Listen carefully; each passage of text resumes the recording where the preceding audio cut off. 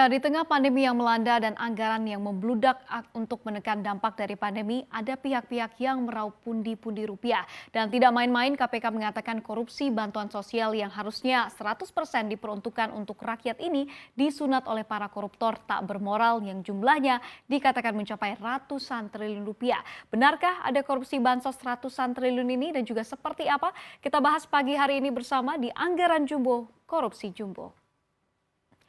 Ya, memang kabar mengejutkan ini datang dari penyidik Komisi Pemberantasan Korupsi atau KPK, Novel Baswedan yang menduga kasus korupsi bantuan sosial COVID-19 ini nilainya mencapai 100 triliun rupiah. Bahkan ia mengatakan korupsi ini berpotensi menjadi korupsi terbesar yang ada di sepanjang sejarah Indonesia.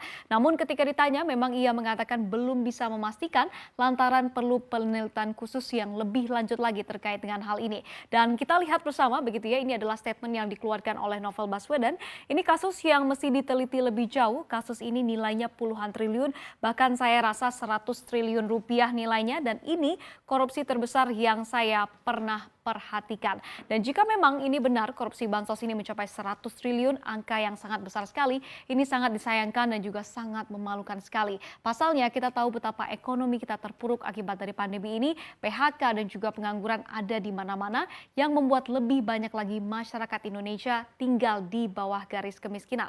Seperti apa kita lihat begitu ya, pandemi virus corona ini memporak-porandakan ekonomi kita lihat begitu. Kita lihat ini adalah data begitu ya dari Badan Pusat Statistik yang memperlihatkan seperti apa pandemi ini, sekali lagi saya tekankan begitu ya, memporak-porandakan ekonomi hingga membuat jumlah orang miskin yang ada di negara kita ini angkanya juga membengkak begitu ya. Kita lihat bersama begitu ya, untuk September 2020 diperkirakan oleh Badan Pusat Statistik ada 27,55 juta orang penduduk Indonesia atau lebih kurangnya 10% begitu ya, hidup di bawah garis kemiskinan. Dan kalau kita lihat 27,55 juta orang ini angka ini naik 1,13 juta orang dibandingkan Maret tahun 2020. Dan kalau kita lihat secara tahunan begitu ya, atau year on year, angka ini naiknya lebih tinggi lagi, yaitu sebesar 2,76 juta orang dibandingkan September 2019. Jadi bisa kita lihat betapa pandemi ini membuat banyak sekali orang yang dipaksa masuk ke dalam di bawah garis kemiskinan begitu ya, akibat ada pandemi ini. Dan kalau kita lihat begitu ya, dari tim riset CNBC Indonesia, kami di sini berandai-andai jika uang 100 triliun rupiah ini dibagikan kepada masyarakat Indonesia, maka kalau kita bagikan begitu ya 100 triliun rupiah ini, maka per orangnya ini akan mendapatkan sekitar 3,62 juta rupiah. Dan kalau kita lihat 3,62 juta rupiah ini jauh lebih tinggi begitu ya dari bantuan langsung tunai atau BLT dari pemerintah, yakni di angka atau di kisaran Rp600.000 per keluarga per bulannya. Tapi sayangnya duit ini diduga akhirnya dikorupsi oleh para koruptor yang sekali lagi saya tekankan ini tidak bermoral begitu ya. Dan kita semua tahu bahwa korupsi bansos kali ini bukanlah yang pertama kalinya terkuak, di mana mantan Menteri Sosial kita, orang yang harusnya mempunyai jiwa sosial yang tertinggi di antara kita semua, diduga melakukan tindak pidana korupsi yang nilainya mencapai puluhan miliar rupiah. Seperti apa? Kita lihat di slide berikutnya. Ya, Juliari Batubara, mantan Menteri Sosial kita yang terjerat KPK, di mana di awal mantan Mensos ini diperkirakan menerima suap hingga mencapai 17 miliar rupiah terkait dengan bansos ini begitu ya. Namun sidang terbaru di mana jaksa KPK menduga bahwa Juliari Batubara menerima suap setidaknya yakni mencapai 32,2 miliar pada sidang yang dilakukan pada April kemarin.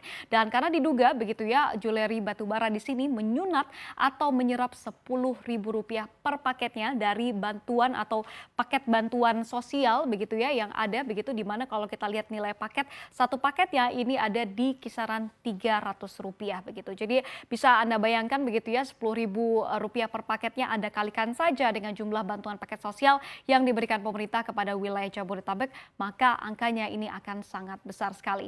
Dan memang sepertinya anggaran bantuan sosial yang masuk ke dalam dana PEN atau dana pemulihan ekonomi nasional yang sangat besar ini sayangnya membuka celah-celah bagi para koruptor untuk menambah pundi-pundi kekayaan mereka. Nah, seperti apa sebenarnya anggaran yang diperuntukkan oleh pemerintah untuk kita masyarakat Indonesia?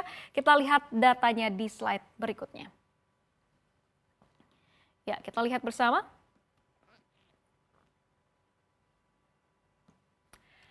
Ya, jadi kalau kita lihat begitu ya dana pemulihan ekonomi nasional begitu ya ini ada di kisaran 695,4 triliun rupiah pada tahun 2020 lalu. Dan kalau kita lihat begitu ya anggaran sosialnya saja ini ada di angka sekitar 200 triliun rupiah. Dan kalau kita lihat dana PEN untuk di tahun 2021 ini angkanya ini juga membludak begitu ya ada di kisaran 699,5 triliun rupiah dan juga untuk realisasinya sendiri di tahun 2020 lalu ini lebih besar dari anggaran yang dipatok oleh APBN yakni di kisaran 230 triliun rupiah. Jadi berikut ini adalah gambaran begitu ya seperti apa kasus korupsi yang terjadi di ranah Kementerian Sosial yang diduga terjadi yang nilainya sekali lagi saya tekankan ini sangat besar sekali katanya mencapai 100 triliun rupiah. Bukan miliar lagi tapi sudah mencapai triliun rupiah. Nah, seperti apa kelanjutan dari kasus ini kita nantikan bersama.